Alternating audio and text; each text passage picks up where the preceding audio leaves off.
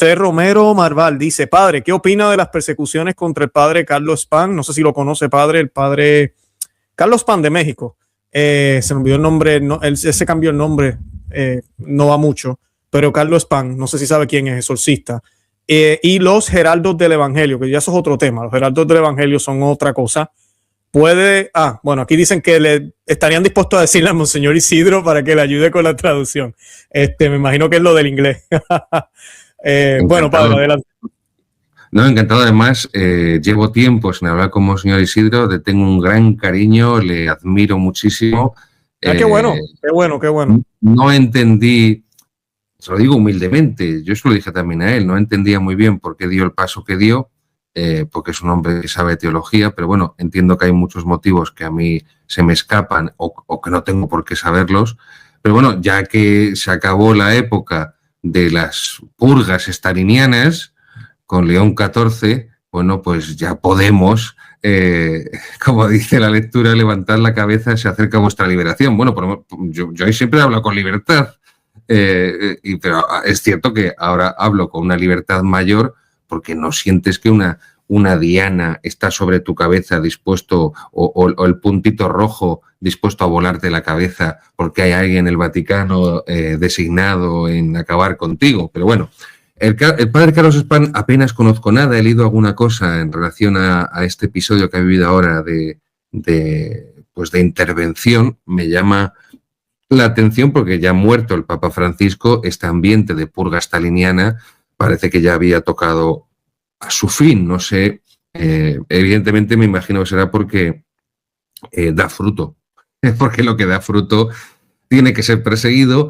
y si no es perseguido por el mundo o no suficientemente perseguido por el mundo, tiene que ser perseguido por una jerarquía católica que en gran medida está minada, Luis, por dos enemigos fundamentales, como tú bien dices, por el modernismo, es decir, la negación de la revelación divina. Al final esto es lo que es el modernismo: negar la revelación de Dios y decidir que es revelación de Dios y no según te lo digan los modernistas. Y eso a nivel sobrenatural. Negar la revelación divina es lo propio del modernismo. Y a nivel humano, a nivel de ley natural, gran parte de la jerarquía está en manos de sodomitas que niegan la ley natural. O sea, que por arriba niegan el orden sobrenatural, la revelación divina, los modernistas, y muchos de ellos también niegan por abajo la ley natural. Entonces, claro, evidentemente cualquier obra que vaya en buena dirección encaminada y crezca, porque si no crecen o si eres pocos, bueno, pues te desprecian simplemente. Pero cuando empieza a crecer y a tener cierta influencia, para ellos se les convierte en una amenaza para su statu quo y tienen que acabar con ello. Bueno, puede ser que sea esto lo que ha padecido el padre Carlos Spán. Rezaré por él. Tengo amigos que le valoran muchísimo. No creo que ni mucho menos que estén equivocados. Yo no le llegaré, estoy convencido, al padre Carlos Spán y a la suela del zapato, y me uno a la oración de tantas almas buenas, pues por este sacerdote y por la obra que ha levantado, porque, insisto, lo poco que he podido leer o que he podido ver de él, evidentemente, pues es un hombre que lleva las almas a Dios y que transmite la fe de siempre de la Iglesia. Así que por esa vía no puedo menos que unirme por la comunión de los santos. Como decía Santa Teresa en el libro de la vida, a los buenos, decía, los buenos se apoyan entre ellos y todo lo que es bueno lo apoyan. Bueno, pues eso. Y luego, respecto a los heraldos, es distinto, completamente distinto. Ellos sí han ganado. Ellos ya han vencido, han pasado por un calvario de años, han publicado recientemente un libro con todo su proceso, o mejor dicho, con todas las irregularidades jurídicas que han cometido contra ellos. Ellos no lo van a decir así, porque, bueno, es verdad que han sido muy valientes, pero son más prudentes que yo, porque lo que ese libro demuestra fehacientemente una y otra vez es que el Papa Francisco ha prostituido y ha arrastrado por el suelo el derecho de la Iglesia, el derecho canónico de la ley de la Iglesia, consintiendo, incluso alimentando a todos los que han querido destruir a los heraldos del Evangelio, a nivel, insisto, jurídico, canónico, legal, eclesiástico. Y lo que han hecho los heraldos ha sido defenderse muy bien, recogerlo todo y mostrar documentalmente, aquí se trata de cuestión jurídica, entonces tiene que ser hechos probados, hechos probados.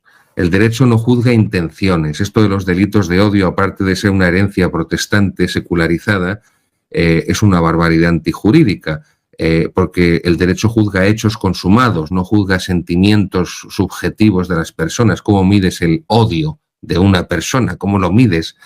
No se puede legislar sobre sentimientos, se legisla sobre hechos, insisto, objetivos que se pueden medir, cuantificar. Entonces, todo ese proceso que se ha hecho contra los heraldos ha sido un proceso contra derecho en el que se ha pisoteado la presunción de inocencia, en el que se ha pisoteado la carga de la prueba. El que acusa tiene que probar, en el que se ha pisoteado los derechos de legítima defensa de los propios supuestamente acusados, sin saber exactamente de qué y por qué. Los heraldos del Evangelio. Podrá gustarte más el estilo de los heraldos o podrá gustarte menos, pero lo que no puedes hacer es demonizar una institución, lanzar sobre ella un cúmulo de sospechas, que en el fondo son calumnias, con todo la repercusión que tiene hoy en día eso a través de los medios de comunicación, sobre todo de los que son enemigos de la Iglesia, que se van a hacer eco de cualquiera de estos asuntos, por supuesto, deformándolos para engañar, para calumniar, para decir, mira, la Iglesia, todo lo que huela a católico en la Iglesia, pues son pederastas, son personas hambrientas, sedientas de dinero, manipuladores de conciencia, etcétera, etcétera, etcétera. Bueno, pues todo esto lo han recogido los heraldos del Evangelio en un libro, insisto, documentalmente, y claro, ha dejado ellos con mucha prudencia, pero ha dejado totalmente desnudo al rey. Ha probado documentalmente todas las barbaridades contra el derecho que se hicieron durante el pontificado de Francisco. Es verdad que en el caso de los heraldos, con ellos, pero querido Luis, echar al obispo Strickland fue una medida contraria al derecho canónico. El Papa pisoteó el derecho canónico. O sea, tú no puedes echar a un obispo porque te dé la gana de su diócesis. Tiene que haber una denuncia por una causa grave. Tiene que haber un proceso canónico y, por lo tanto, una presunción de inocencia, un derecho a legítima defensa, buscar abogados. Además, Strickland es canonista, es jurista, no es su especialidad.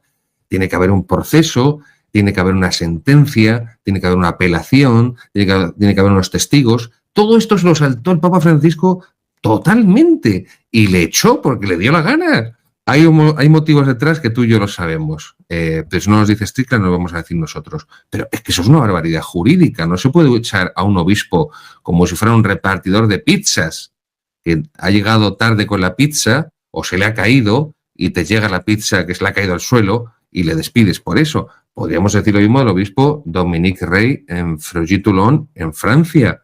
Exactamente, el Papa Francisco le echó porque le dio la gana, no había ninguna causa grave, no había... Puerto Rico, el obispo Daniel, no sé si también vio esa noticia. Sí, por ejemplo, bueno, Livieres, además que o de los primeros fue Livieres en caer, que aparte de que a Livieres le mató de pena, o sea, al poco se cogió un cáncer el pobre y murió al poco tiempo. Ha habido esto, lo de los heraldos, lo que ha demostrado es que ha habido un absoluto desprecio y una absoluta destrucción del derecho de la seguridad en la Iglesia jurídica, que es el derecho canónico, que al final es, yo cuando estudié derecho canónico, los 3 años que hice el máster, lo que me explicaban siempre los profesores era que el derecho buscaba la defensa del débil, para que el ejercicio de la autoridad en la Iglesia no fuera un ejercicio despótico, como ocurre en los regímenes totalitarios. Háblale a los Castro en Cuba del derecho. El derecho es lo que ellos digan. Háblale a Maduro del derecho en Venezuela. El derecho es lo que él estime que es el derecho. Bueno, pues para evitar que haya esa utilización despótica, absolutista, por lo tanto anticatólica del gobierno en la Iglesia, Para eso está hecho el derecho. Los obispos tienen unos derechos. Los sacerdotes también los tienen. Y los fieles también los tienen. Entonces, si el primero que tiene que velar por el derecho en la Iglesia, que es el Papa, arrastra y escupe, y sé que es una expresión fuerte, pero es que esto es clarísimo, escupe en el derecho de la Iglesia, que es el Papa, pues claro, ¿qué seguridad jurídica podemos tener cualquier fiel de la Iglesia? Porque como la Iglesia es el cuerpo místico de Cristo, como la Iglesia es una sociedad humana y divina. Sociedad divina porque ha sido fundada por Jesucristo, el Hijo de Dios, y tiene una doctrina divina, unos medios de santificación, los sacramentos divinos, una finalidad divina, que es la santidad, pero es una institución formada por hombres y que tiene esa finalidad sobrenatural divina. Pero como toda sociedad organizada por hombres, necesita unas leyes para poder funcionar, si no, Luis, esto es una anarquía o una tiranía, entonces, para evitar eso, desde muy temprano, la Iglesia empezó a elaborar su propio código de leyes para que hubiera ese orden, donde hay derecho, hay sociedad, y donde hay sociedad hay derecho. Entre los animales no existen derechos. ¿Qué impera entre los animales? La ley del más fuerte. La ley del más fuerte. Una sociedad humana con una finalidad divina, sobrenatural, como es la Iglesia, pero cualquier sociedad humana formada por hombres que tenemos un alma racional dada por Dios, necesitamos unas reglas por medio de las cuales organizarnos. Un equipo de fútbol, de béisbol, tiene unas reglas. Cualquier deporte.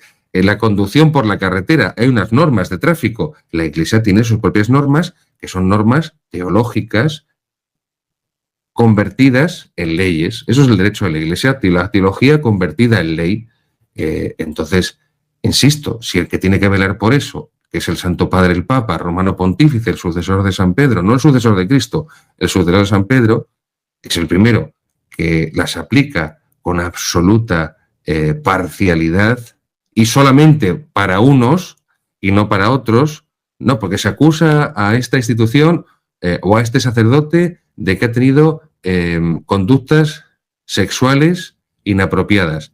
Ya, pero todos los que son progresistas, esos no tienen ninguna. Hay casos de abusos sexuales entre todo el clero progresista. A esos no, solamente a los que no son progresistas. Claro, esa arbitrariedad, esa doble vara de medir, mata cualquier sentido del derecho a la Iglesia, que al final, y termino, Luis, el Santo Tomás dice en la Suma Teológica, en el Tratado de la Ley, que el derecho es la determinación de lo justo. Es decir, la redención de Cristo fue un acto de justicia. El hombre tenía que reparar el pecado que había cometido contra Dios, y como el hombre no podía repararlo, tenía que ser el mismo Dios encarnado, hecho hombre, el que reparara. Sin justicia no hay misericordia. Y sin misericordia no hay tampoco justicia. Eso es la redención. Por eso no se puede enfrentar justicia y caridad, ni se puede enfrentar justicia y misericordia, ni se puede enfrentar verdad y caridad. No, como decía la Carta a los Efesios, que es el lema papal de Benedicto XVI, haciendo la verdad en la caridad, haciendo la misericordia con justicia. Una persona que no es justa no puede ser buena. Un policía que tú, imagínate, tú o yo, Luis, cometemos un delito, un policía que no nos detenga por haber cometido el delito, a nosotros nos va a parecer bueno, pero ese policía no es bueno porque no ha cumplido la ley, no ha hecho cumplir la ley para que se aplique la justicia. Entonces, sin justicia no puede haber misericordia, no puede haber caridad, no puede haber verdad, no puede haber fe, ni esperanza, ni caridad. Eso es lo que vela el derecho de la Iglesia, la justicia, que se actúe con justicia en la Iglesia. Que un sacerdote se invente la misa es un acto de injusticia, primero contra Dios, porque la liturgia es sagrada y no es dueño de la liturgia el sacerdote, pero segundo contra los fieles, porque los fieles tienen derecho a que el sacerdote celebre bien la liturgia de la Iglesia y no se la invente según le venga en gana.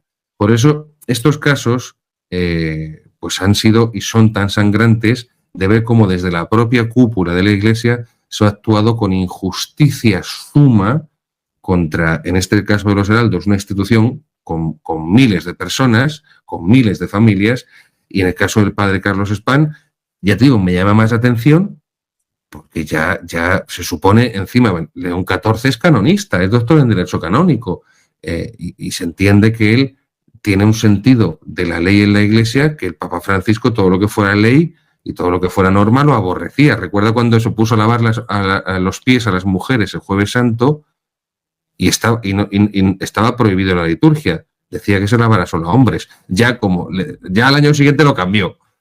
Ya al año siguiente lo cambió. Porque los apóstoles eran hombres, no eran mujeres. Pero al año siguiente ya lo cambió porque le dio la gana. Entonces, bueno, pues ya, ahí le diría, mire, Santo Padre, está haciendo una cosa usted contraria a lo que dice la liturgia de la Iglesia Jueves Santo, que dice que se lave los pies solo a hombres. Ah, bueno, pues cambia, lo que queda igual, que a hombres o mujeres o transexuales, que además eso le encantaba. En la cárcel esta que iba de Italia, lavar los pies a transexuales, pues no quiero profundizar en eso, pero bueno, para que no sé si son hombres o mujeres o qué puñetas son, pero bueno. Pero en fin, ¿no? Bienvenidos a esta humilde trinchera de Cristo Rey, bienvenidos a la contrarrevolución hispánica, bienvenidos a la resistencia católica. Bien, vamos con nuestro comentario de las lecturas de la misa tradicional, con los textos de San Agustín. El tercer domingo de Adviento, hemos celebrado el tercer domingo de Adviento y las lecturas, sobre todo el Evangelio, continúan con la figura de San Juan Bautista. La devoción a San Juan Bautista era muy fuerte antes de la reforma litúrgica de Pablo VI. Por eso encontramos tantos imágenes de San Juan Bautista en las catedrales y en tantos templos católicos, en los libros que los copistas iluminaban durante la Edad Media, y en tantos textos de santos y de misioneros, de mártires, de teólogos. La figura de San Juan Bautista era muy, muy, muy central en la liturgia romana tradicional, antigua. Evidentemente, con la reforma litúrgica de Pablo VI, la figura de San Juan Bautista en la liturgia sufrió un fuerte menoscabo. Y el tiempo de Adviento, las lecturas del Evangelio de los distintos domingos de Adviento, sobre todo, insisto, la pasada del segundo domingo de Adviento y esta del tercero, ponen ante nuestra consideración la figura de San Juan Bautista como el modelo que nos guía durante este tiempo de Adviento al encuentro del nacimiento de nuestro Señor Jesucristo. La epístola de este tercer domingo de Adviento es Filipenses 4, 4, 7. Capítulo 4, carta a los Filipenses, epístola a los Filipenses, capítulo 4, versículos del 4 al 7. Dice así: alegraos siempre en el Señor. De nuevo os digo, alegraos. Vuestra modestia sea notoria a todos los hombres. El Señor está próximo. Por nada os inquietéis, sino que en todo tiempo, en la oración y en la plegaria, sean presentadas a Dios vuestras peticiones acompañadas de acción de gracias. Y la paz de Dios, que sobrepuja todo entendimiento, guarde vuestros corazones y vuestros pensamientos en Cristo Jesús. Y el Evangelio de este tercer domingo de Adviento del ciclo del Vetus Ordo, de la misa tradicional, es San Juan, capítulo 1, versículos 19 al 28. Evangelio de San Juan, capítulo 1, versículos del 19 al 28. Los judíos desde Jerusalén le enviaron sacerdotes y levitas para preguntarle: ¿tú quién eres? Él confesó y no negó, confesó: no soy yo el Mesías. Le preguntaron: entonces, ¿qué? ¿Eres Elías? Él dijo: no soy. ¿Eres el profeta? Y contestó: no. Le dijeron pues: ¿quién eres? Para que podamos dar respuesta a los que nos han enviado. ¿Qué dices de ti mismo? Dijo: yo soy la voz del que clama en el desierto, enderezad el camino del Señor, según dijo el profeta Isaías.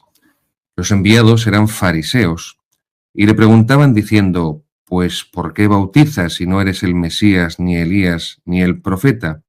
Juan les contestó, diciendo: yo bautizo en agua, pero en medio de vosotros está uno a quien vosotros no conocéis, que viene en pos de mí, a quien no soy digno de desatar la correa de la sandalia. Esto sucedió en Betania, al otro lado del Jordán, donde Juan bautizaba. Bien, recuerden, el segundo domingo de Adviento, el Evangelio, insisto, también hablaba sobre San Juan Bautista. Luego, la liturgia católica, lo que hace en este tiempo del Adviento, insisto, es presentarnos como referente la figura de San Juan Bautista, que es el quicio entre el Antiguo y el Nuevo Testamento. San Juan Bautista vendría a ser el último de los profetas, el que corona, por decirlo de alguna manera, la saga de los profetas del Antiguo Testamento, porque él ya puede ver a Cristo en persona, no como los profetas anteriores, y señalarle, he ahí el Cordero de Dios que quita el pecado del mundo. Por eso, viendo la gran santidad de San Juan Bautista, que incluso lleva a los judíos a confundirle con el Mesías, con el Cristo, con uno de los profetas, a San Agustín en los textos, sobre todo en sus sermones, cuando hace referencia a estos textos evangélicos sobre la figura de San Juan Bautista, se va a centrar en la lección de humildad que da San Juan Bautista, que no se arroga, no pretende ser él el Mesías. Insisto, que era tal su vida de santidad, su vida de ascesis, de penitencia, de mortificación, que le confunden, de hecho, con el Mesías. Y nadie pone en duda, ni siquiera los fariseos más recalcitrantes, la santidad de San Juan Bautista. Y San Juan Bautista señala a Cristo.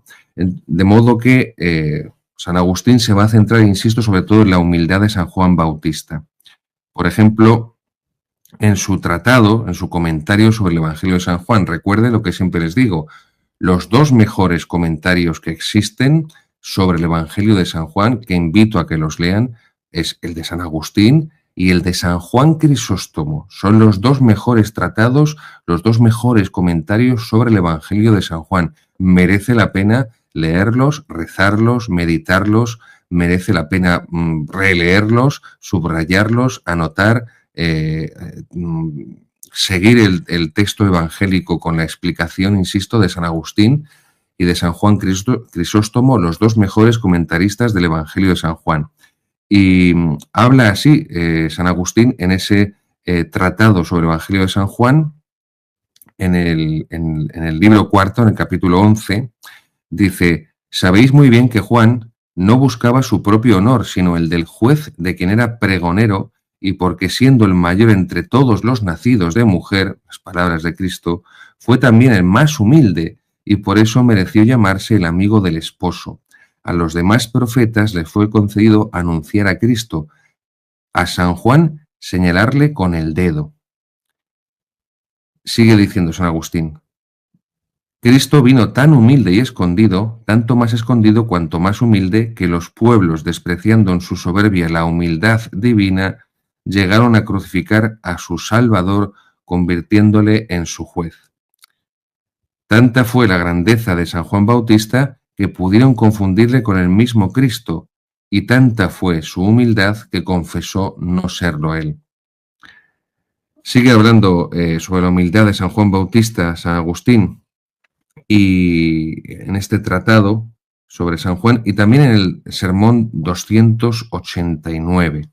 Y dice así San Agustín: si Juan no hubiese sido un valle que debe llenarse, es decir, por decirlo de forma más gráfica, un pozo de humildad, sino un monte que ha de ser allanado, esa soberbia que debería ser quitada, hubiera encontrado aquí la ocasión de un fraude, haciéndose pasar por el Mesías, porque estaban todos predispuestos a pensar, a creer que lo era. Porque le preguntaban deseando oír la respuesta afirmativa: sí, de hecho San Juan Bautista, yo soy el Mesías, yo soy... Y de tal modo admiraban su manera de vivir que sin duda le hubieran creído. Se le presentó pues una oportunidad de engañar al género humano, pero si Juan se hubiera arrogado un título ajeno, hubiese perdido el mérito propio. Si se hubiese jactado de ser el Cristo, hubiese tenido que oponer él mismo su propia predicación. Bien, las preguntas de los judíos, de Juan 1:21. Dice San Agustín: Cristo ha de venir 2 veces. En la segunda venida le precederá Elías, como en la primera le precedió Juan Bautista. El que imita la humildad del pregonero y entiende la magnitud del juez es San Juan. Nadie ha sido más humilde que este precursor del Divino Maestro, y nunca adquirió San Juan méritos mayores que cuando, pudiendo pasar por el Cristo o por Elías, confesó: no soy el Cristo ni soy Elías. Pues bien, medita tú, la humildad de aquel a quien precedió Juan, para que no tengas que padecer su grandeza cuando venga precedido por Elías. Habla también San Agustín, a propósito de la humildad de San Juan Bautista, sobre la virtud cristiana de la humildad, que es la base y el fundamento de todas las virtudes. No puede haber caridad sin humildad. Una caridad soberbia, una caridad orgullosa, sería una falsa caridad. Y así con el resto de virtudes cristianas. Una esperanza orgullosa, una esperanza prepotente, sería una esperanza falsa, porque sería una esperanza sin humildad. Es verdad, como dice Santo Tomás de Aquino en la Suma Teológica, la Secunda Secunde, que la caridad es la forma de las virtudes, la forma virtutum. Es cierto, pero también es verdad que hay una, por decirlo de alguna forma, previa, una virtud previa, que es la humildad. El padre Orlandis, Ramón Orlandis, jesuita, fundador de Schola Cordis Jesu, cuando los jesuitas creían en Dios, Padre, Hijo y Espíritu Santo, ya no sabemos en qué leches creen, hablaba de humildad humilde, humildad humilde. La humildad humilde gusta de esconderse, no gusta de ser vista. Es lo propio de la humildad. Y aquí explica San Agustín cómo los paganos no podían conocer esta virtud de la humildad. Y explica refiriéndose a los filósofos paganos antiguos. Los que nadan entre muchas aguas no se acercan a Dios. Las muchas aguas son la pluralidad de las doctrinas filosóficas. La de Dios, la doctrina de Dios, es solo una, la del bautismo, doctrina salvadora con la que somos regados por el Espíritu Santo.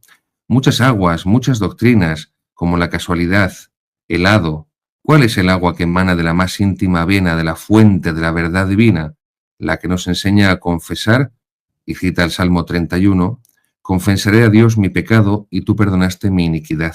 Esta es el agua del corazón humilde, agua de vida del que se desprecia a sí mismo sin presumir ni atribuirse nada a su poder soberbio y vano. Esta es el agua que no encontraréis en los libros extraños de los filósofos epicúreos, de los estoicos, de los maniqueos o de los platónicos. Allí ciertamente hallaréis doctrinas y mandamientos excelentes, pero no encontraréis nunca la humildad. Recordemos que cuando el primer filósofo cristiano, San Justino, del siglo I, habla de las famosas semina verbi, que después han sido manipuladas por la teología progresista, modernista, la Nouvelle Théologie, diciendo que hay semina verbi en todas las religiones. Es falso, porque una religión falsa es una religión falsa. Entonces un árbol malo no puede dar frutos buenos, esto es así. Se está refiriendo San Justino no a las religiones del paganismo, se está refiriendo a los filósofos paganos. Esto lo he dicho muchas veces, pero tenemos que tenerlo muy claro porque es la manipulación en la que se someten a los seminaristas en tantos seminarios, luego esos seminaristas sean sacerdotes, obispos, cardenales y dejemos de subir en la escala jerárquica y venderán en la predicación, en la catequesis o en cualquier sitio que los semina verbi son las semillas de verdad de Dios, las semillas de verdad divina, del verbo que hay en todas las religiones. Y es completamente falso. San Justino se refiere con las semillas del verbo, las semillas de la verdad de Dios, de la verdad divina, a la filosofía pagana antigua. Lo que había de verdadero en la filosofía pagana antigua, evidentemente, sobre todo en la griega. En Aristóteles, en Platón, en Sócrates, por ejemplo, que son el culmen de la filosofía griega.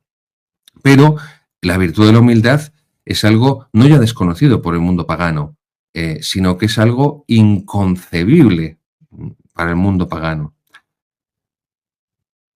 Allí, en esos libros de la filosofía pagana antigua, dice San Agustín, encontraréis doctrinas y mandamientos excelentes, pero no encontraréis nunca la humildad. La senda de la humildad arranca de otra parte, viene de Cristo. es un camino que nace en el que siendo alto vino humilde. ¿Qué es lo que nos enseñó al hacerse obediente hasta la muerte y muerte de cruz? Filipenses 2:8. ¿Qué nos enseñó al pagar lo que él no debía? El pecado, la deuda por el pecado. Al bautizarse el que no tenía pecado y al morir en una cruz el que estaba limpio de mancha. ¿Qué nos enseñó más que la humildad?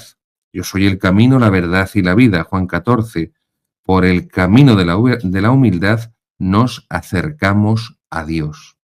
El camino para acercarse a Dios es el camino de la humildad, como la parábola del fariseo y el publicano nos lo dice claramente, como el famoso Salmo 50, el miserere del rey David, nos dice claramente cómo con la humildad va la contrición, va el arrepentimiento, va la petición de perdón a Dios, acompañada la petición insistente para poder recibir la misericordia del Señor. Sigue explicando San Agustín cómo Cristo es el maestro de la humildad. Cristo fue el primer doctor de la humildad. Los pobres de espíritu, bienaventurados los pobres de espíritu, porque suyo es el reino de los cielos. Pobres de espíritu, explica San Agustín, son sin duda alguna los humildes, no los pobres materiales. Basta ya de teología comunista, de pensar que los pobres son buenos por el mero hecho de ser pobres y los ricos son malos por el mero hecho de ser ricos. Hay ricos malos y ricos buenos, y hay pobres malos y pobres buenos. Hay pobres humildes y pobres muy soberbios, y hay ricos muy humildes y ricos muy soberbios. Creo que esto es algo que todos hemos experimentado cuando hemos conocido a personas de este tipo. Que un rico pueda ser más soberbio porque tiene riquezas materiales. Es verdad que no va a ayudar mucho las riquezas materiales a su humildad, es cierto, pero yo me he encontrado con gente que tenía dinero y eran personas humildes, de lo más corriente, de lo más normal, y que no hacían ostentación y no les llenaba de orgullo y de vanagloria que tuvieran pues una posición económica más que desahogada. Y yo me he encontrado con personas muy iba a decir humildes en el sentido de con recursos económicos muy limitados, eran tremendamente soberbias. O sea, no podemos caer en estas simplificaciones propias del marxismo, porque si no convertimos a los pobres en una categoría de salvación, que es lo que hace el marxismo, y esto es mentira, es falso, y convertimos a los pobres, como hace la teología de la liberación y la teología del pueblo, en un lugar de la revelación, en un lugar teológico, una fuente de la revelación. Y los pobres, por el mero hecho de ser pobres materialmente, no por ello son más humildes. Y recordemos las palabras de la Madre Teresa de Calcuta, que repitió no hace mucho el Papa León XIV, que la mayor pobreza que existe es desconocer a Jesucristo. En el occidente actual es el occidente económicamente más rico, más acomodado de toda su historia, y eso que todos los gobiernos masónicos que tenemos en Occidente están empobreciendo a la clase media, la están destruyendo con las subidas de impuestos continuas para alimentar ese elefantiásico Estado liberal, masónico, globalista, que está empobreciendo a las capas más, pues eso, las clases medias, que no me gusta utilizar el lenguaje de las clases sociales porque es un lenguaje marxista, pero bueno, para que nos lo entendamos todos. Pero no obstante, el occidente actual es el occidente más desahogado económicamente de toda su historia y es el occidente más descristianizado y más amoral de toda su historia, con el mayor índice de suicidios, con un consumo de antidepresivos, de ansiolíticos cada vez mayor, con una desestructuración familiar completa, con montones de problemas psicológicos y psiquiátricos. Luego, realmente no estaba equivocada para nada la Madre Teresa de Calcuta, que sí sabía lo que era la pobreza y los pobres cuando hizo esta afirmación, insisto, que repitió el Papa León XIV recientemente. La mayor pobreza que existe es desconocer a Jesucristo. Luego, la mayor riqueza, por contraste, que podemos poseer, tener, es conocer y amar a Jesucristo. Sigue explicando San Agustín cómo Cristo es el maestro de humildad. Y también no solo con su doctrina de la humildad, sino por supuesto con su propio ejemplo de vida. Al ver que el Padre se lo dio todo a Cristo, quizás temas tú porque eres un impío. Pero si quieres alcanzar las riquezas de Dios, No las busques por medio de la avaricia, búscalas por la humildad. Todo, dice Cristo, todo me ha sido entregado por el Padre. Si quieres los tesoros de Dios Padre, por mí y en ti tendrás al Padre. Esa es tu mayor riqueza, y para ello tendrás que entrar por la puerta estrecha. No temas, no te pondré cargas imposibles. Es un diálogo que está representando San Agustín en la predicación. Este es el sermón 188, un diálogo entre Cristo y el alma. Esto es muy propio de los sermones de San Agustín. En mitad de la predicación, pues hace, en muchas ocasiones, hace en la predicación un diálogo entre Dios, entre Jesucristo y el alma. ¿Quieres ser grande? Comienza por hacerte pequeño. ¿Piensas construir un edificio colosal? Dedícate primero a el cimiento. Y cuanto más elevado fuese el edificio que quieres levantar, tanto más honda debes preparar su base. El edificio va subiendo, ya llega a las alturas, pero primero el que cavó los cimientos se hundió en lo profundo. Los edificios antes de llegar a la excelsitud se humillan. El remate se levanta airoso después de la humillación. Cuanto más alto se construye un edificio, más profundos tienen que ser sus cimientos.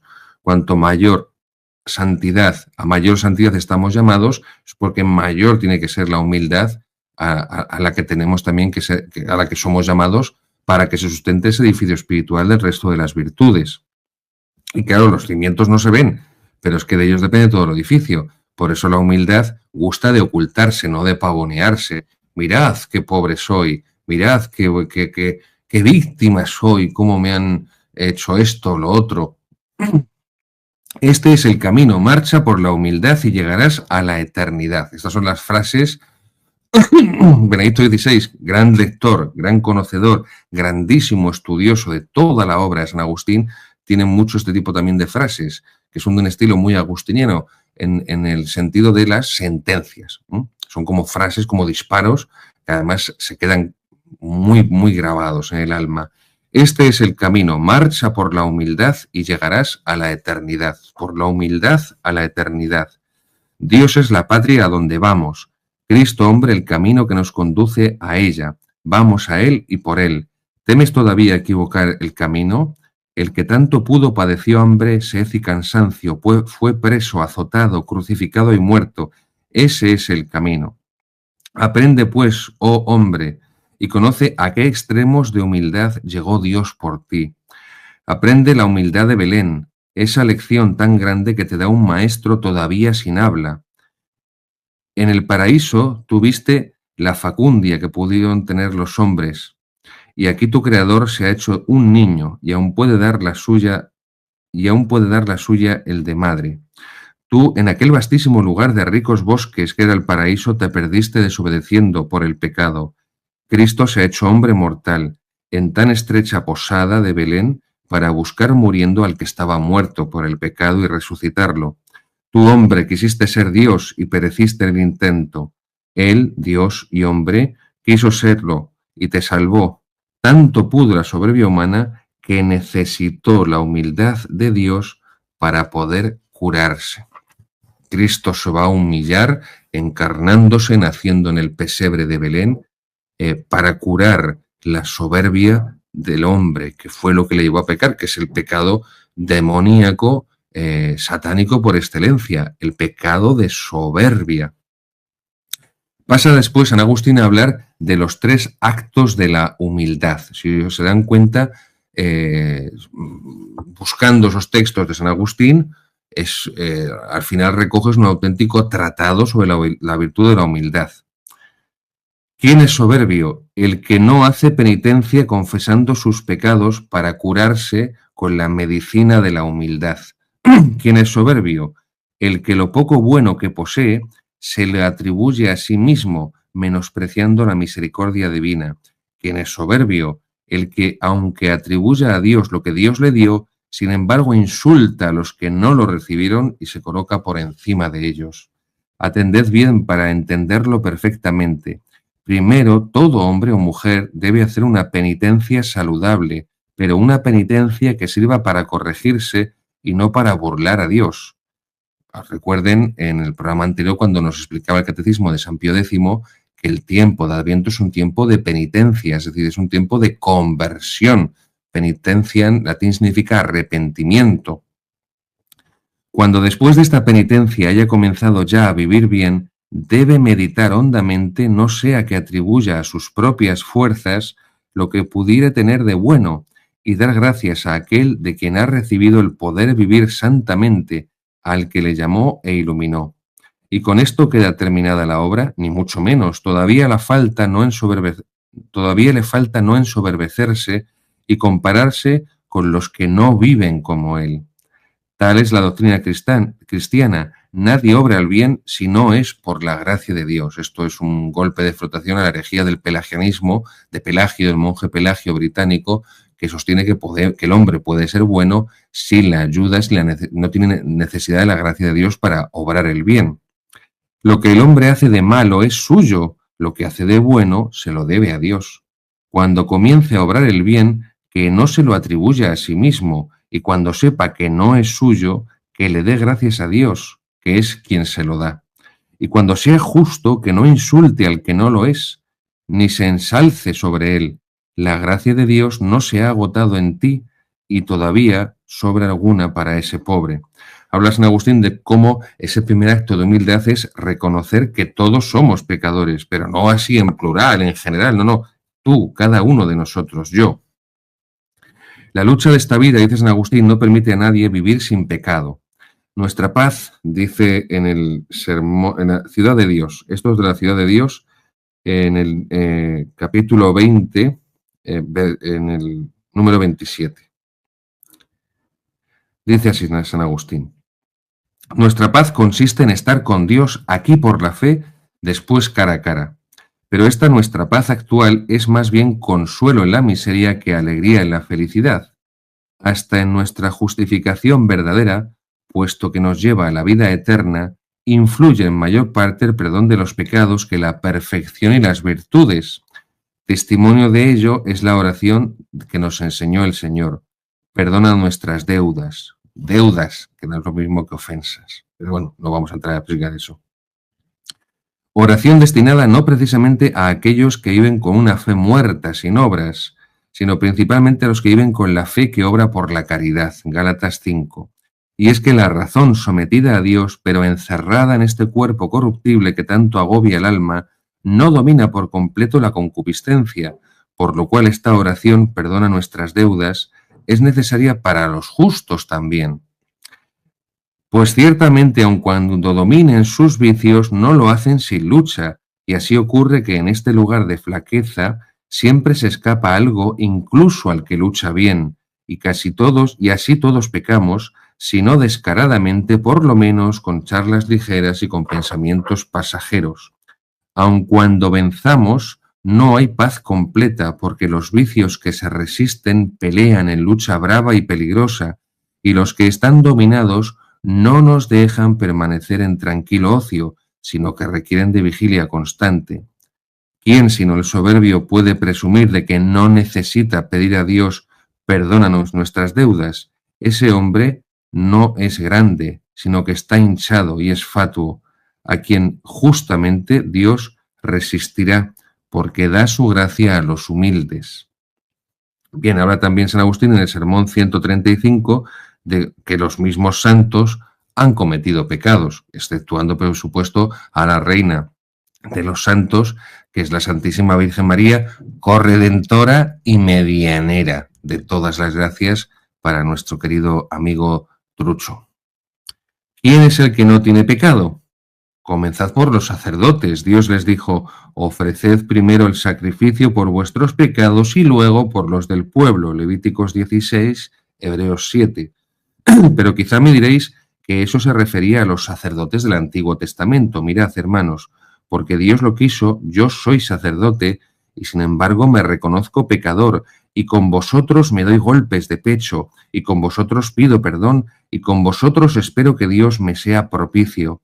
Pero quizá los santos apóstoles principales, corderos del rebaño, no tengan pecado. Pues ciertamente que lo tienen, dice San Agustín, pero oíd al Señor que es quien les manda y quien nos manda orar así: perdónanos nuestras deudas.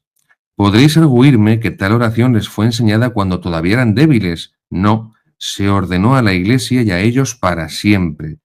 Cierto que hasta la pasión de Cristo fueron débiles, y en ella más, puesto que 3 veces le negó San Pedro. Y gracias a que no continuaron preguntándole, me hace mucha gracia esto, una ironía de San Agustín, y gracias a que a San Pedro no continuaron preguntándole, pues de lo contrario hubieran continuado hasta hoy las negaciones.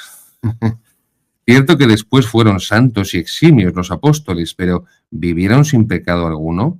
Preguntémoselo a ellos. Es lo que decía antes de esos sermones de San Agustín, que hace estas conversaciones entre Cristo y el alma. Ahora, en este sentido, entre Cristo y los apóstoles. Después que resucitó el Señor y fuisteis confirmados por el Espíritu Santo en Pentecostés, ¿dejasteis de pecar, apóstoles de Cristo? Contestadme, os pido. Entonces uno de ellos se adelanta a respondernos. ¿Y quién es el más amado del Señor, el que descansó sobre su pecho? Juan 13. Ese va a hablarnos. ¿Tienes pecados o no? Contéstame. Y me contesta el apóstol. Juan 1, 1, 8. Primera carta de San Juan, capítulo 1 al 8.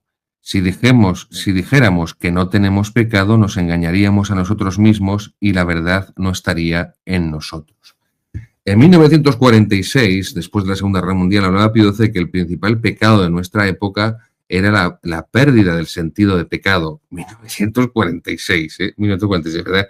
Que después de todas las barbaridades que se habían visto y padecido en la Segunda Guerra Mundial, esa frase de Pío XII tiene sentido. El mayor pecado de nuestro tiempo es la pérdida del sentido de pecado.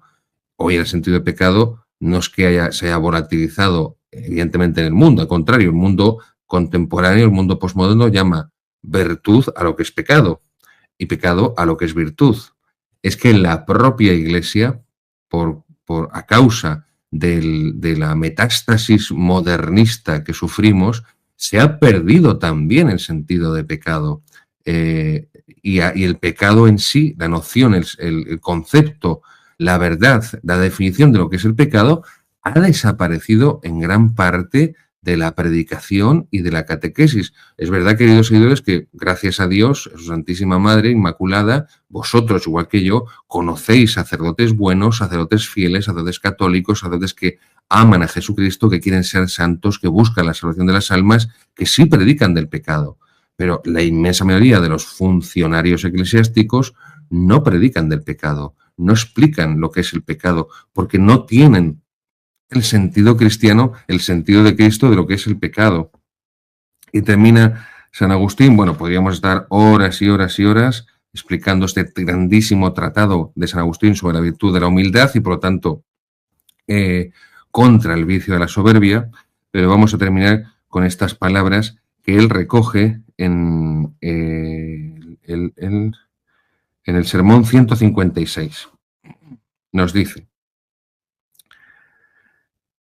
no presumamos de carecer de pecados, así nuestra vida merecerá alabanza y obtendremos el perdón. Los pecadores empedernidos, cuanto más se olvidan de sus culpas, tanto más curiosos se muestran en investigar las vidas ajenas. No buscan para corregir, sino para morder, y no pudiendo excusarse, están siempre a punto de acusar a los demás. No es tal el modo de orar y de satisfacer a Dios que nos ha enseñado el ejemplo del salmista. Reconozco mis pecados, tengo siempre presente ante mis ojos mi culpa. El salmista no se fijaba en los demás, sino que se llamaba a sí mismo para ponerse delante de sí y no limitándose a palparse por de fuera superficialmente, penetraba en su interior. No se perdonaba nada. El pecado no puede quedar impune, eso sería injusto, luego ha de ser castigado. Entonces, oye lo que Dios te dice: o castigarás tú tu pecado, o lo castigaré yo, Dios. El pecado, pues, se castiga o por el hombre, que lo reconoce y pide perdón y misericordia por él, o por Dios, que juzga al que niega reconocer su pecado.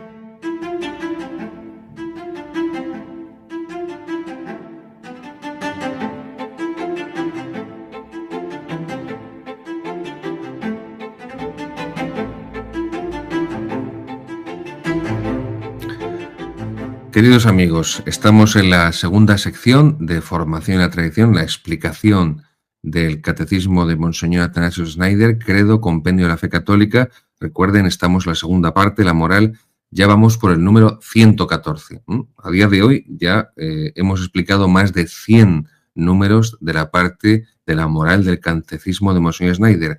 Esta parte que vamos a explicar hoy, recuerden, estamos explicando la virtud de la fe y estábamos ya con los pecados contra la fe, es tremendamente interesantísima lo que va a explicar hoy en esta parte Monseñor Atanasio Schneider, porque va a explicar lo que es la masonería. La masonería como principal enemigo de la Iglesia y la masonería como soporte de una religión diabólica, satánica, que evidentemente está frontalmente contra la fe.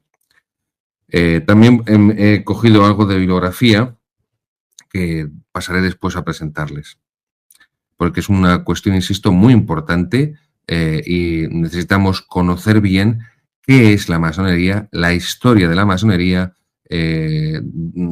los hechos históricos en los que ha intervenido, los que ha participado, sus ramificaciones y lo que es su pensamiento. Y, por supuesto, las condenas de los papas en la masonería. Número 114. ¿Qué forma de falso culto a Dios ha sido condenada por la Iglesia de forma reiterada? Y dice, la masonería. Condenada explícitamente por primera vez por el Papa Clemente XII en 1738. Este error pernicioso permanece bajo la más dura reprobación. Error pernicioso, error pernicioso. Recuerden que la fundación de la masonería fue en Inglaterra en 1717, por cierto, por parte de un pastor anglicano, Anderson. 1717, fundación de la masonería. 1738, prácticamente 20 años después, ya es condenada por los papas, en primer lugar por ese Papa Clemente XII. Número 115. ¿Cuál es la razón fundamental del juicio negativo de la Iglesia sobre las asociaciones masónicas? Cita Monseñor Atanasio Schneider a la Congregación de la Doctrina de la Fe en esa declaración sobre las asociaciones masónicas del 27 de noviembre de 1983. Esto fue una declaración que tuvo que hacer el cardenal Ratzinger porque el antiguo Código de Derecho Canónico, el anterior, el de 1917, el que se llama el Código Pío Benedictino, porque prácticamente lo hizo completo San Pío X, pero acabó promulgándolo Benedicto XV, que fue su sucesor. Había una condena concreta, nominal, de la masonería.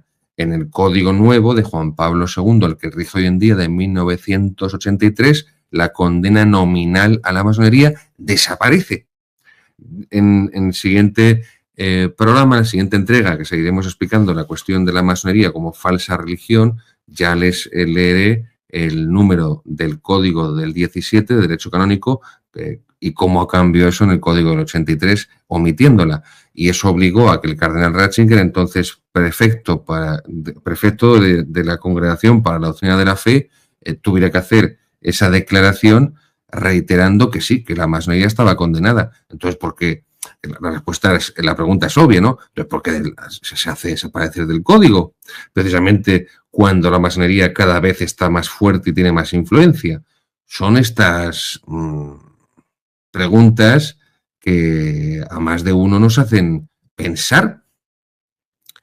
Igual que Juan Pablo II, no recuerdo la fecha exacta, pero era 1979, en una de las catequesis de los miércoles de Juan Pablo II, él habla de que uno de los signos de los tiempos, sin duda alguna, de nuestra época es la acción de Satanás.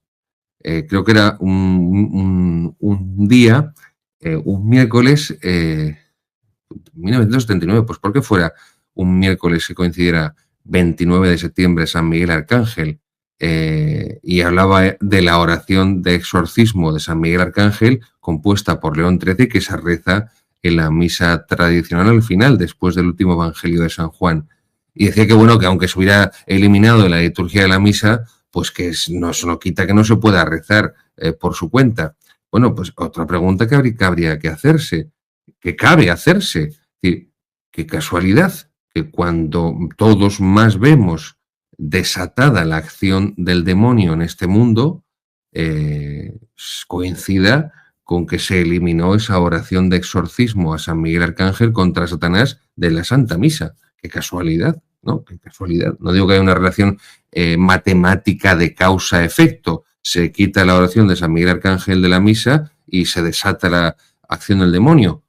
O sí, porque la visión que tuvo León XIII sobre el demonio atacando a la Iglesia le llevó a redactar esa oración y a mandar a lo que entonces era la Congregación de Ritos, después la Congregación del Culto Divino, que a todos los obispos del mundo se les enviara esa oración y que mandaran publicarla y hacerla rezar por cada sacerdote después de cada misa.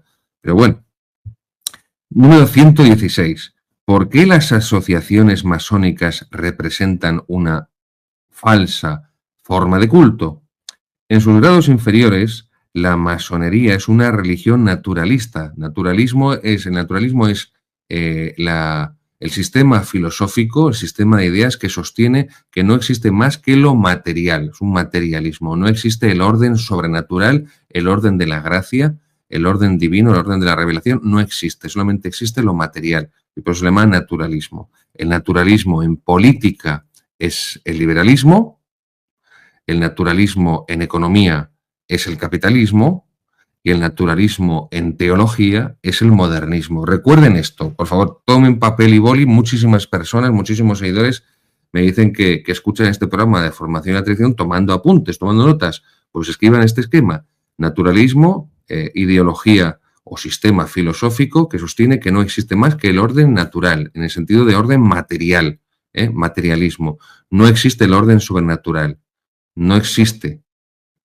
El naturalismo filosófico en política es el liberalismo, el naturalismo filosófico en economía es el capitalismo, el naturalismo filosófico en teología es el modernismo. Esto da mucha luz para poder ver las ramificaciones y las mutaciones de este principal enemigo de la religión católica, de la religión cristiana, que es esa negación de Dios, del orden sobrenatural y de la acción de Dios en el mundo. En sus grados inferiores, la masonería es una religión naturalista, una mezcla de panteísmo, todo es Dios, la naturaleza, todo es Dios, la Pachamama, el ecologismo, el hombre es divino, esto ya lo sostenía los platónicos, pero sobre todo el gnosticismo, el hombre es Dios, el hombre es divino, ¿no? Pues esto está también relacionado con lo que he dicho antes de esa divinización de los pobres. Los pobres vendrían a ser algo divino. Bueno, Dios está en el pobre, eso es evidente, pero eso no convierte en divino al pobre. Una mezcla de panteísmo, de gnosis. Gnosis es una palabra griega que significa conocimiento. El gnosticismo fue un gran enemigo de la Iglesia antigua y ha tenido también mutaciones a lo largo de la historia. El gnosticismo es la masonería, aunque es el conocimiento oculto para unos iniciados. El gnosticismo está detrás de los cátaros y de los albigenses. Y de autosalvación. Ahí está también esa herejía pelagiana, el pelagianismo. El hombre puede salvarse por sí mismo, por sus propias fuerzas, por sus solas fuerzas, sin necesidad de la gracia divina, del orden sobrenatural. Los masones, esos los grados inferiores, sigue diciendo Monseñor Atanasio Schneider, los masones de grados superiores adoran al diablo, con una religión que solo es tolerante en apariencia. Esto es la tolerancia intolerante de la que hablaba, creo que era Foucault, si no recuerdo mal. No me acuerdo, Foucault. No me acuerdo qué filósofo del mayo del 68, de la revolución sexual y la revolución cultural del 68 hablaba de esto. Creo que era... No era Foucault. Bueno, ya me acordaré de qué filósofo era. Sostienen los masones que solo ellos son los iniciados, los perfectos, los iluminados. De ahí va a venir el famoso iluminismo de la Ilustración, mientras que el resto de la humanidad es para ellos profana imperfecta y oscurecida. Por eso, en la Ilustración, en la época de las luces, se va a llamar despectivamente a la religión y a la Iglesia como el oscurantismo, la oscuridad. Número 117. ¿Cuál es la esencia de la masonería? La esencia de la religión masónica consiste en la perversión, es decir, en la subversión del orden divino de la creación y en la transgresión de las leyes dadas por Dios, de la ley natural y de la ley positiva, los mandamientos de la ley de Dios y, por supuesto, se entiende por derivación los mandamientos de la Iglesia. Los masones de grado superior ven en esta perversión el verdadero progreso de la humanidad. Por eso lo que antes les decía, que en la posmodernidad, que está totalmente empapada de la filosofía de la masonería, se llama pecado a lo que es virtud y virtud a lo que es pecado. Los masones de grado superior ven en esta perversión el verdadero progreso de la humanidad, la construcción mental del templo de la humanidad. En lugar de la revelación de Dios, existe el secreto masónico y el ser humano finalmente se convierte en Dios. Esto es en definitiva. Seréis como dioses. Génesis 3:15 tampoco es algo nuevo. Es evidentemente la tentación demoníaca. Número 118. ¿Podemos decir que la masonería es la antiiglesia?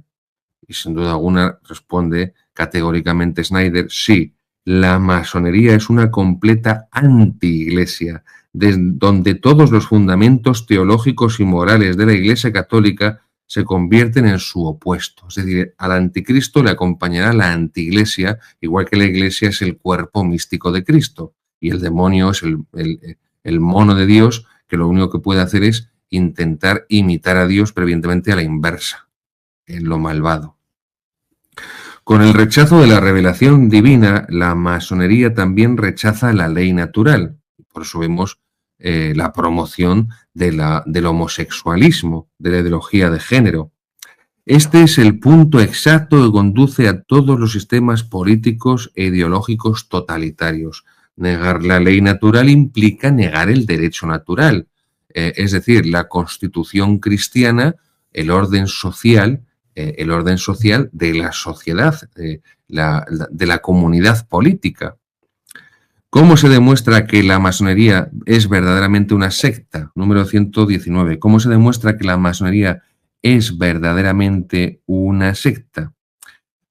Y aquí lo que hace a Snyder es reproducir el testimonio de Giuliano Di Bernardo, gran maestre de la logia masónica de Italia, gran logia regular de Italia, que hizo estas declaraciones en la radiotelevisión italiana, en la RAI, en el año 2001, el 11 de abril del 2001. Dicho palabras de un masón. ¿Cómo se demuestra que la masonería es verdaderamente una secta religiosa? Responde un masón, pero no un masón cualquiera que ha pasado por allí, acaban de ficharle, no, el gran maestre de la logia masónica de Italia. Uno se convierte en masón, dice, mediante la iniciación. La iniciación es un acto constitutivo a través del cual se le da al ser humano una dimensión que antes no tenía. Una analogía la encontraríamos en el sacramento del bautismo. No se nace cristiano, se hace cristiano mediante el bautismo. De la misma manera, uno se convierte en masón a través de la iniciación. Eso significa que se sigue siendo masón durante toda la vida, incluso si alguien más tarde rechaza la masonería, sigue siendo masón. Aun cuando se esté durmiendo, si es enemigo de la masonería, sigue siendo masón porque ha recibido la iniciación.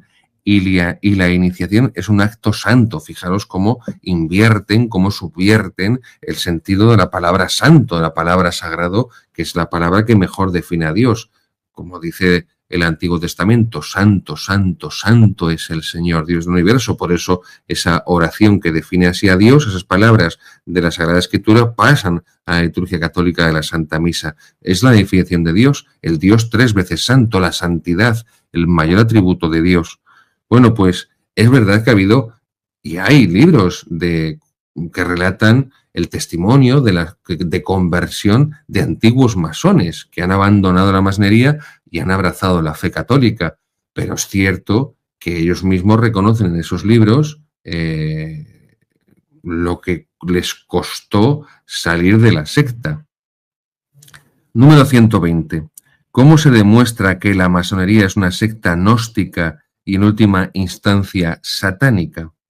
Y aquí cita Monseñor Atanasio Schneider el gran diccionario enciclopédico de masonería y simbología, que tiene varios volúmenes, que está publicado por el masón Nicolás Aslan, un estudioso de la historiografía masónica. O sea, está tomando Schneider las fuentes de ellos mismos, no de escritores antimasónicos, sino de ellos mismos. ¿Qué dicen ellos mismos de sí mismos?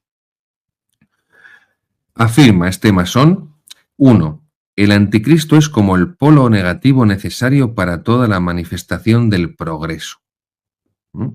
Asocia el anticristo con el progreso. Se entiende, bueno, pues como entiende ahora, es el progresismo. Esto es el progresismo, el mito del progreso indefinido. El mañana será mejor que el ayer por el mero hecho de ser mañana. Lo nuevo es bueno por el mero hecho de ser nuevo y lo antiguo es malo por el mero hecho de ser antiguo. Esta es la mentalidad que tenemos en la Iglesia también. La liturgia antigua es mala porque es antigua y la misa nueva es buena porque es la nueva. Ya está, no hay más. Así de simple. Esto antes era pecado, ya no es pecado. Eso era antes, había otras mentalidades. 2. La bisexualidad forma parte de la deidad suprema. Esto es clarísimamente el pensamiento woke, aunque sea un oxímoron, pensamiento woke. Esto es claramente la ideología de género. La bisexualidad, la androginia, la negación de que el ser humano es un ser sexuado y por eso tenemos sexo, no género. Género lo tienen las cosas. La mesa no tiene sexo, tiene género femenino. El coche no tiene sexo, tiene género masculino. El auto, como se dice en Hispanoamérica, o el carro, tiene género masculino. No tiene sexo el coche, no tiene órganos sexuales, no tiene una psicología propia de su sexo. Y lo mismo la mesa, género femenino. Las cosas tienen género. Los seres humanos tenemos sexo. Somos seres sexuados y eso no es simplemente una cuestión genital. Es algo que, en primer lugar, afecta a nuestra psicología. El varón, la persona que tiene el sexo masculino, su psicología es la psicología de un varón. Por eso la ideología de género impone esto de las nuevas masculinidades y de los hombres deconstruides. Es la negación de la masculinidad, la negación de la virilidad, de lo propio del hombre, de lo propio, de lo masculino, del varón. Recuerden que varón, de varón, la palabra latina viri, varón, de ahí viene la palabra virtus, virtud, fuerza. La virtud es una fuerza y lo que define al hombre es que tiene una fuerza física mayor que la de la mujer y por eso, insisto, viri, varón en latín, virtus, virtutis, virtud, fuerza, fuerza. Bien. 3. La serpiente es el símbolo de la energía universal, la armonía de los opuestos y el gran agente mágico. La armonía de los opuestos. Esto es la paradoja, la armonía de los opuestos, y esto es lo que nos venden. Al final, de aquí va a salir también la filosofía de Hegel, la filosofía del idealismo, que es uno de los sostenes filosóficos de la teología moderna, de la Nouvelle Théologie, de la teología modernista que se ha impuesto en la Iglesia oficiosamente, pero también oficialmente. El encuentro, la armonía de los contrarios, tesis, antítesis, síntesis. Antes había tal cosa en el catolicismo, tesis, a eso se opuso otra cosa, contraria, antítesis, y de ahí ha surgido la síntesis, pero la síntesis, la dialéctica de Fichte, que es el que la funda y que en cierto modo Hegel va a tratar sobre ella también, esa síntesis se convierte otra vez en tesis y así vamos haciendo un recorrido dialéctico de enfrentamiento en la cual la doctrina cristiana no puede dejar de cambiar, no puede dejar de modificarse. 4. El principio de fuego en los altos grados masónicos es llamado también poder universal de regeneración y Lucifer, el portador de la luz, Lucifer. Estos testimonios explícitos justifican por completo la descripción que hace la Iglesia de la masonería como una secta satánica que tiene al diablo como su Dios. Está citando aquí Schneider a Pío VIII en 1829, la encíclica Traditi Humilitati Nostri. Pío VIII. La masonería es una secta satánica que tiene al diablo como su Dios. Bien, llegados a este punto, queridos seguidores, para no caer en conspiranoias, es verdad que la historia siempre ha habido conspiraciones. Ya está. Pero hoy en día tenemos que asumir que la filosofía de la masonería, el pensamiento, la ideología de la masonería está totalmente asumido por nuestra sociedad posmoderna. Pero está asumido por los políticos, está asumido por la educación, está asumido por la propia Iglesia. Y digamos que ya no se trata tanto de grupos de señores que en las logias se esconden y hacen sus ceremonias satánicas e intentan influir moviendo los hilos de los medios de comunicación, del gran capital, la plutocracia, el dinero, los políticos, los partidos políticos, los sindicatos, para ir depositando la doctrina masónica en todos los lugares y en todas las instituciones y en todas las personas, sino que esa ideología masónica ya ha sido asumida.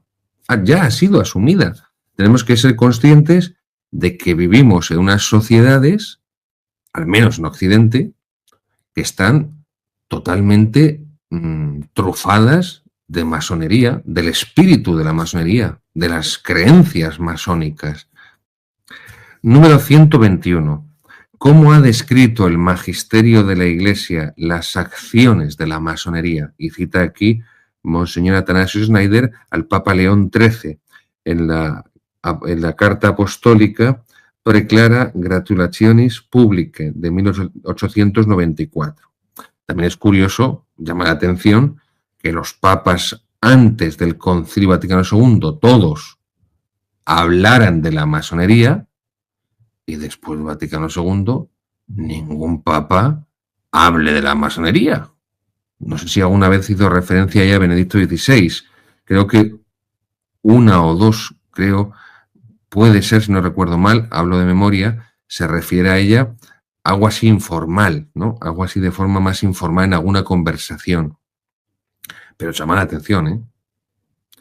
Dice León XIII, resumiendo la esencia, los principios y las acciones de la masonería. Es decir, ¿qué es la masonería? Dice León XIII. Donde quiera que alcance a poner el pie, se introducen todas las capas del pueblo. Eso ya es obvio lo que les acabo de decir. En todas las instituciones del Estado. En fin. Hasta lograr finalmente los puestos más altos y el poder a discreción. Los estados hoy están totalmente configurados por la masonería. Lo mismo que los partidos políticos. Y no vamos a hablar, aunque algo trataré ahora a continuación, de la infiltración masónica, no ya en la Iglesia, no ya en las jerarquías, no en la misma cúpula del Vaticano. Sobre pretexto de reivindicar los derechos humanos en el sentido revolucionario francés de 1789. Igualdad, libertad, fraternidad, igualdad. Liberté, égalité, fraternité ou la mort. Esto siempre lo esconden, ¿eh? Libertad, igualdad y fraternidad o la muerte. No la muerte de mía, en el sentido de que voy a defender la igualdad, la libertad y la fraternidad, sino que hasta la muerte, que me traigan la muerte, que me den la muerte. No. Liberté, égalité, fraternité ou la mort es el que no comulgue con esto, va a la guillotina. Vamos a llamar a las cosas por su nombre y tomar los textos históricos explicando lo que realmente dicen, no manipulándolos, para que diga lo que a nosotros nos gustaría que dijeran como propaganda. Sobre pretexto de reivindicar los derechos humanos y restaurar la sociedad, la masonería persigue encarnizadamente la fe cristiana. Esto es un ¿cómo decirlo? un hecho histórico demostrado. La masonería siempre ha perseguido al cristianismo, siempre. No ya a los cristianos, ni siquiera a la propia Iglesia, sino al hecho en sí de la religión cristiana. Es una constante histórica en la masonería, la persecución de la fe cristiana. Repudia la doctrina revelada por Dios, recuerden, el naturalismo, la negación de la revelación de Dios. Tilda de superstición los ejercicios de piedad, los santos sacramentos y el resto de cosas sagradas. Se empeña en despojar de su carácter cristiano el matrimonio. Por eso digo que vivimos estados masónicos, porque han despojado no ya solamente el carácter cristiano, del carácter de matrimonio natural, según la naturaleza humana, admitiendo que 2 hombres o 2 mujeres sean también un matrimonio. La familia, la educación, la juventud, todo negocio público o privado, en arrancar el alma de los pueblos, del alma de los pueblos, todo respeto por la autoridad divina y humana. El gobernante es representación de Dios. Romanos 13:1, el origen religioso del poder, todo poder viene de Dios. Cuando se elimina el sentido cristiano del Estado, evidentemente, esto lo dice muy bien Pío XI, la quas primas, ¿qué fundamento tiene la autoridad humana? El número de votos. Además, enseña la secta masónica que el hombre debe rendir culto a la naturaleza. Bueno, esto está escrito en 1894, no había todavía este fenómeno ecologista, panteísta de la Pachamama, de Laudato Si, de Laudate Deum, de todos estos textos heréticos completamente. Pero es cierto que ahí está hablando Papa León XIII de esa divinización, de ese panteísmo, esa divinización de la naturaleza, del mundo, de lo material.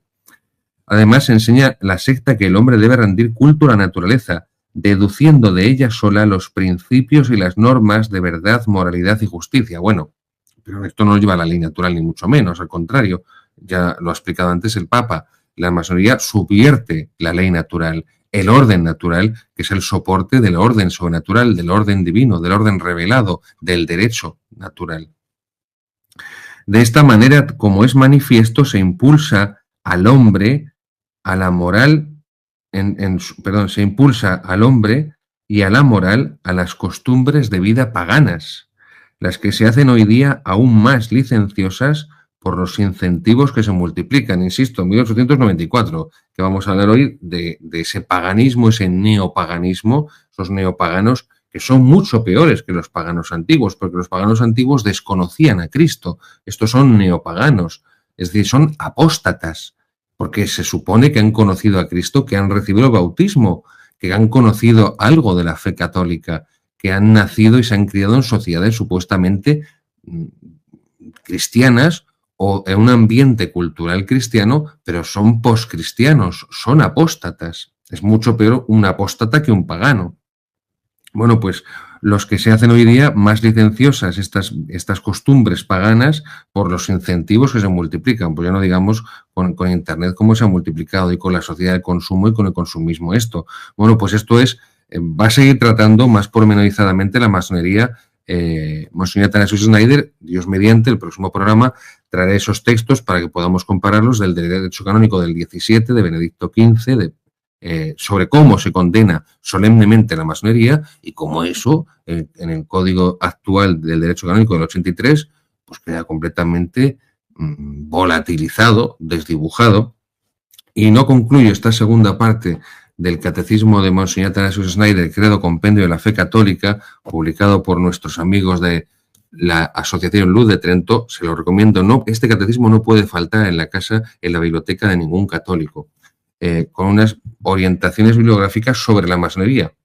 En primer lugar, este es el libro El árbol masónico, trastienda y escaparate del nuevo orden mundial, de Manuel Guerra Gómez. Manuel Guerra Gómez era el mayor especialista español, ya falleció, sacerdote de la diócesis de Burgos, catedrático de teología y filólogo, especialista en religiones y en sectas.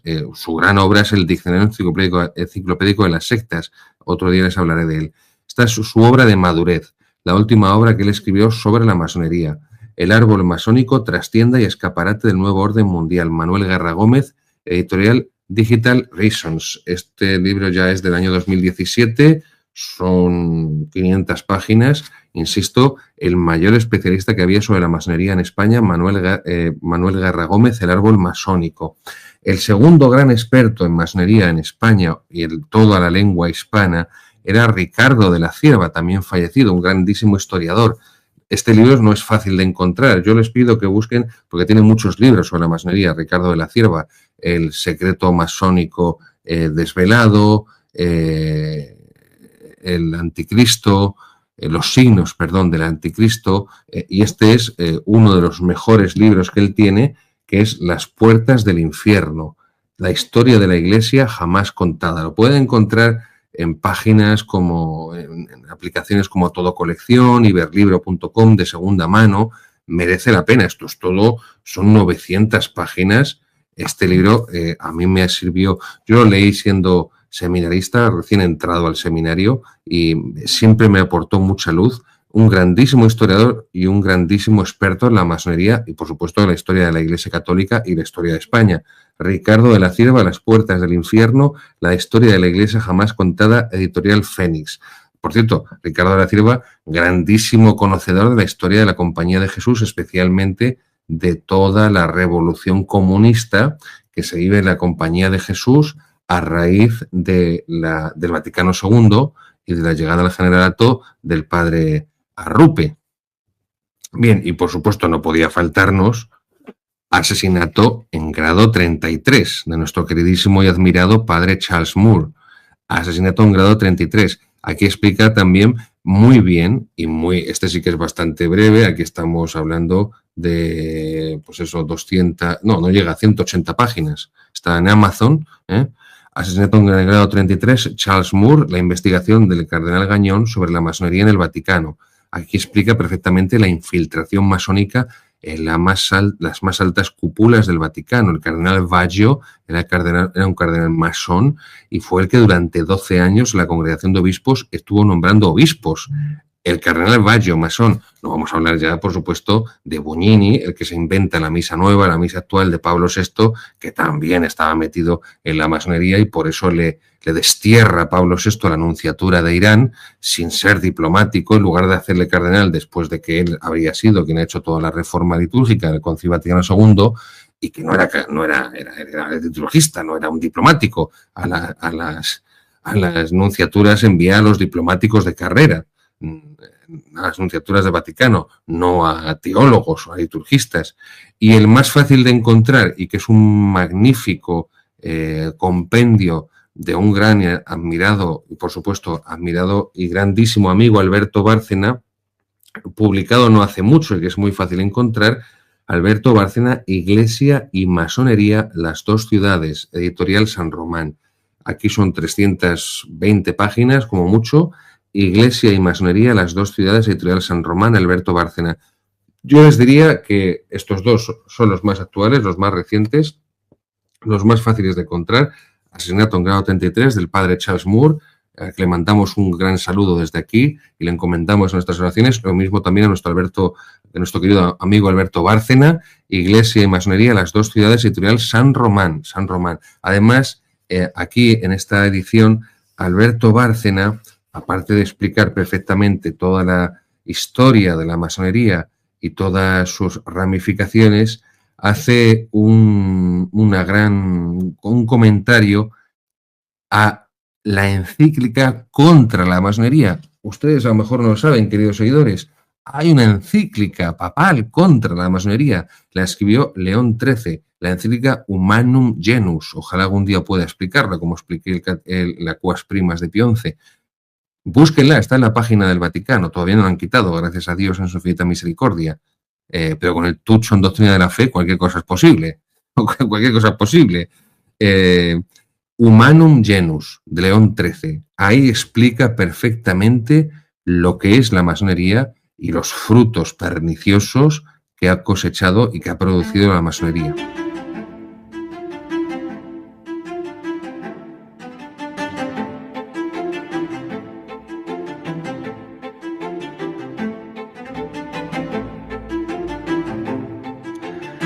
Seguimos en la tercera sección de nuestro programa, formación y la tradición, y esta tercera sección ya saben que es la historia de la teología católica con los textos del Papa Benedicto XVI, con las catequesis de Benedicto XVI. Estamos en la Edad Antigua, en la época patrística, está explicándonos Benedicto XVI en esa serie de audiencias generales de catequesis, pues a los principales de los santos padres. En esta ocasión va a hablarnos de San Máximo de Turín. Esto de los padres de la Iglesia, pues como todo, hay unos más famosos porque son más importantes, porque tienen más renombre, porque sus obras han tenido un impacto mayor, y hay otros pues que son más desconocidos, más, pues, no quiero decir de segunda categoría, pero bueno, ustedes me entienden. Y uno de ellos es San Máximo de Turín. San Máximo de Turín. Esta audiencia general, esta catequesis de Benedicto XVI sobre San Máximo de Turín es del 31 de octubre del año 2007. Por favor, como siempre les digo, entren en la página del Vaticano, busquen esta catequesis de Benedicto XVI, 31 de octubre del año 2007, San Máximo de Turín. Bien, nos explica Benedicto XVI que San Máximo fue consagrado obispo el año 398, justo el año antes de San Ambrosio.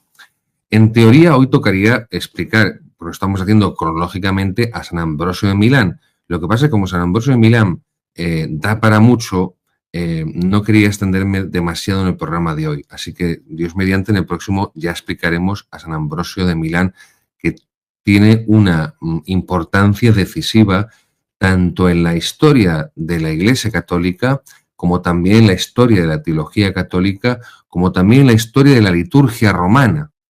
La liturgia católica en general y de la romana en particular. Ya por los himnos litúrgicos se compuso, ya llegaremos y le explicaremos. Bien, nos dice Benedicto XVI que de San Máximo de Turín tenemos muy pocas noticias sobre él, pero han llegado hasta nosotros una colección de 90 sermones, porque la predicación es algo importantísimo. En el ministerio sacerdotal, más todavía en el ministerio episcopal, la predicación tiene un lugar y una importancia y una gravedad muy grande. Estamos mal acostumbrados porque estamos acostumbrados a sacerdotes que muchas veces no preparan la predicación y acaban diciendo siempre lo mismo. Y les pasa lo mismo a los obispos. Por supuesto, como no quieren que ningún medio de comunicación les critique, pues todo lo que sea peliagudo, controvertido, nunca jamás van a predicar de ello. Ustedes, yo les invito a hacer una lista. Yo la he hecho, esa lista, y después daban ganas de echarse a llorar. Su obispo, el de cada uno de ustedes, queridos seguidores, haga una lista de en cuántas intervenciones públicas trata de los temas controvertidos de la ideología de género, de la homosexualidad, del aborto, como no ya como un crimen abominable, como dice el Vaticano II, la Gaudium et Spes, sino como el mayor genocidio de la historia de la humanidad, que estamos hablando de más de 70 millones de abortos cada año en el mundo. En el mundo, más de 70 millones de abortos. Es el mayor genocidio de la historia de la humanidad. ¿Cuántas veces hablan de la virtud de la santa pureza? ¿Cuántas veces hablan de que Jesucristo es el único y verdadero Salvador? Que la Iglesia Católica es la única y verdadera Iglesia y que por lo tanto el resto de religiones son falsas, no llevan a Dios, no son caminos que llevan a Dios. Aquello que dijo el Papa Francisco, que fue una herejía como una catedral de que todas las religiones llevan a Dios, es totalmente lo opuesto a lo que es el cristianismo. Pues ustedes, cada uno lo puede hacer con su obispo. En lo que el obispo predique aquí o allí, o escriba aquí y allá, en las intervenciones que pueda tener, pues todas estas cuestiones controvertidas en nuestro mundo ateo, posmoderno, anticristiano, apóstata, pues verán. Entonces es algo lamentable cómo se ha descuidado por completo el ministerio de la predicación. Yo a sacerdotes amigos con los que tengo confianza he tenido que regañarles por no prepararse la predicación. No porque yo me considere mejor, sino porque yo siempre he tenido muy claro, pues una gracia que Dios me ha dado, que no quiero ser soberbio y ponerme a dar lecciones a nadie, pero es que yo siempre he considerado que el sacerdote, que además se compromete a ello, la ordenación, tiene que prepararse la predicación. Tiene que preparársela, primero por respeto a Dios, porque la predicación forma parte de la Santa Misa, en los días, evidentemente, en los que está instituido obligatoriamente la predicación. Véase los domingos las fiestas de precepto, las fiestas de guardar, como decimos en España. El sacerdote tiene obligación de prepararse esa predicación a conciencia, primero por respeto a Dios, por respeto a la acción sagrada que es el santo sacrificio del altar y por respeto a los fieles. No puedo subirme a predicar al púlpito o al ambón, me da igual.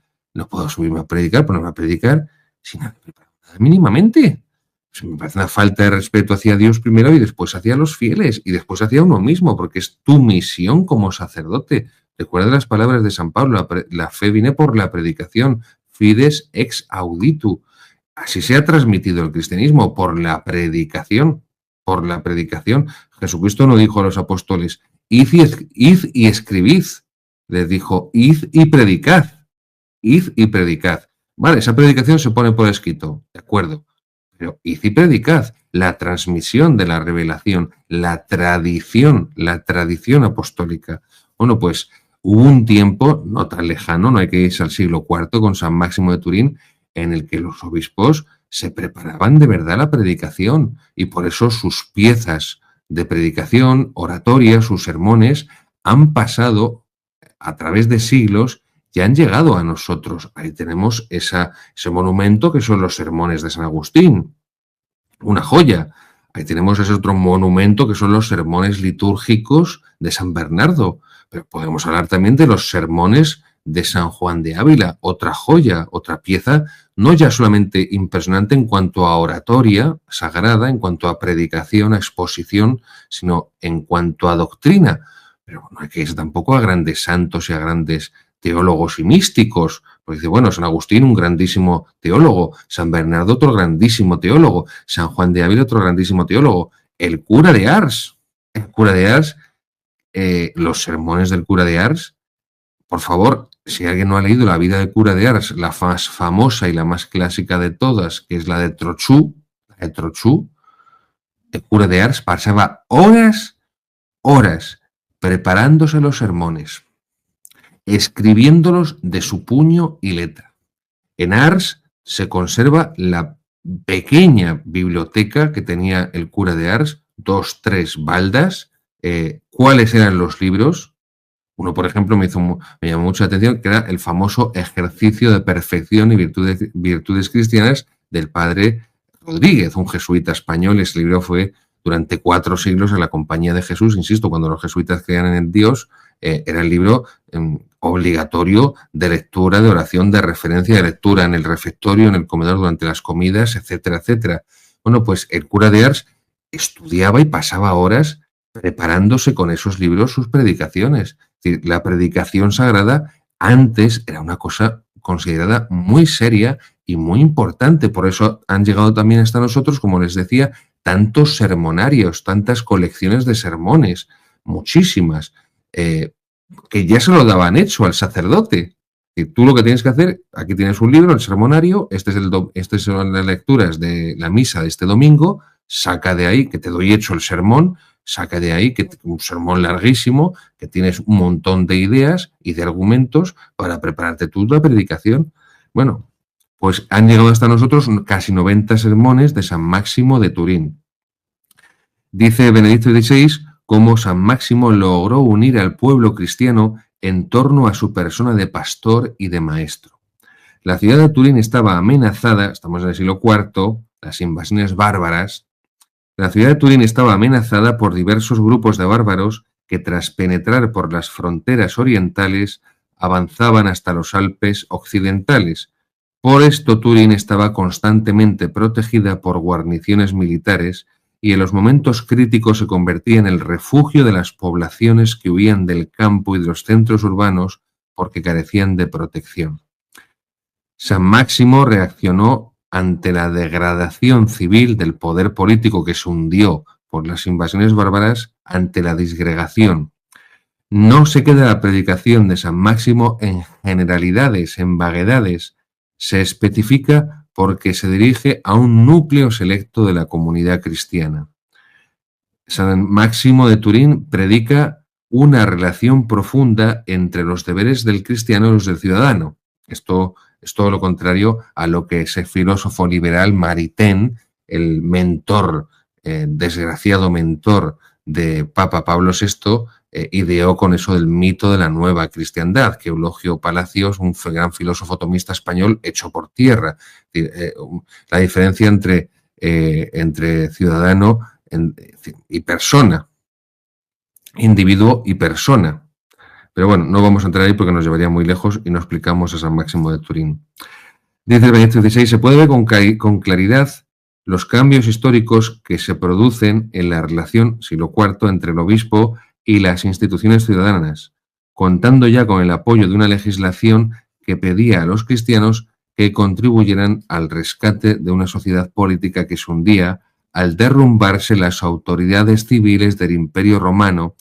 Se sentía San Máximo plenamente autorizado para ejercer el sentido auténtico del poder sobre la ciudad. Es decir, las invasiones bárbaras arrollan las instituciones políticas del Imperio Romano. ¿Qué queda en pie? La Iglesia. ¿Cuál es la única institución que los bárbaros respetan? La Iglesia. ¿Qué había hecho la Iglesia Católica? Asumir la estructura administrativa del Imperio Romano, las diócesis. Y por eso, cuando cae el poder civil, el poder político, arrollado por las invasiones de los pueblos germánicos, de los pueblos bárbaros, muchos obispos tendrán que asumir competencias de gobierno civil. ¿Por qué? Porque va a ser la única autoridad que quede en muchas ciudades, porque las autoridades civiles van a desaparecer, y los bárbaros no tienen la posibilidad de poner sus autoridades civiles, porque tampoco ellos tienen, porque son un mare magnum de muchos pueblos, de muchas tribus. No pensemos que hay una unidad, los bárbaros son una unidad, no. Suevos, vándalos, alanos, vándalos asdingos, vándalos silingos, francos, burgundios, visigodos, ostrogodos, en fin, es todo un mare magnum de pueblos. Este poder será cada vez más amplio y eficaz hasta llegar a suplir la ausencia de los magistrados y de instituciones civiles. Esto es muy importante. Los obispos se convierten en los líderes indiscutibles y únicos que quedaban a cada pueblo. Y San Máximo, dice Benedicto XVI, se dedica a reavivar en sus fieles el amor tradicional a la patria. La pietas patria, la virtud del patriotismo. ¿Ven? Otra cosa, por lo menos en España, que los obispos jamás predican de ella. La piedad patria, la virtud del patriotismo. Bueno, tenemos obispos separatistas en Vascongadas y en Cataluña.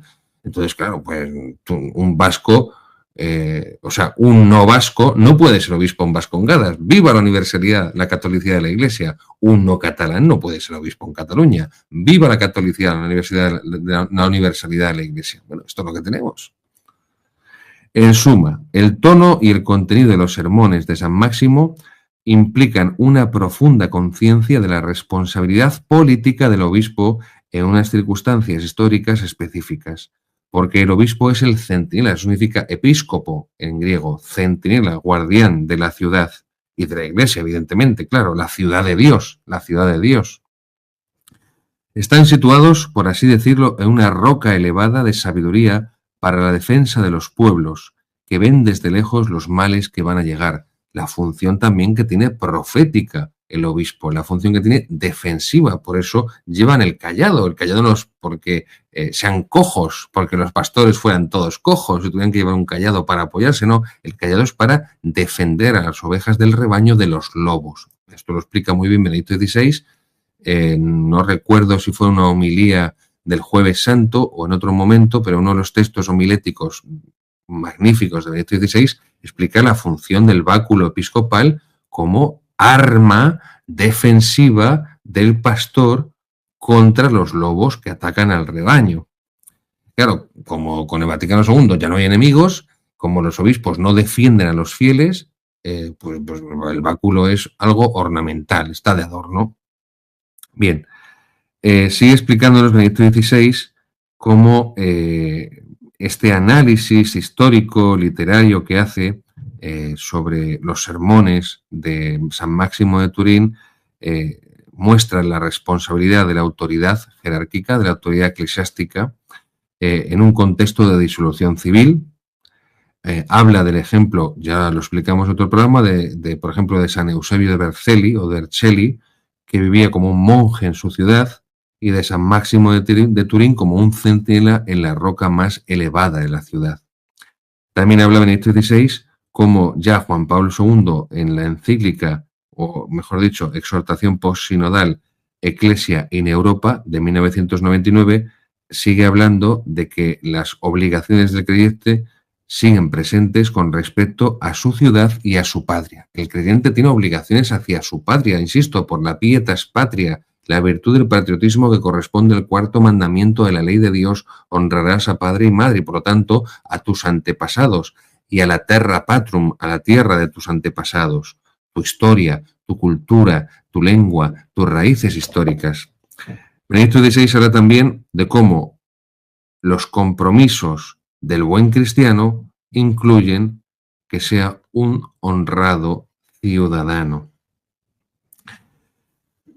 Termina Benedicto XVI esta catequesis sobre San Máximo de Turín explicando también la importancia de la unidad de vida del cristiano, la coherencia entre la fe y la moral, entre la fe y su conducta vital, entre su vida y su fe, entre el Evangelio y la cultura.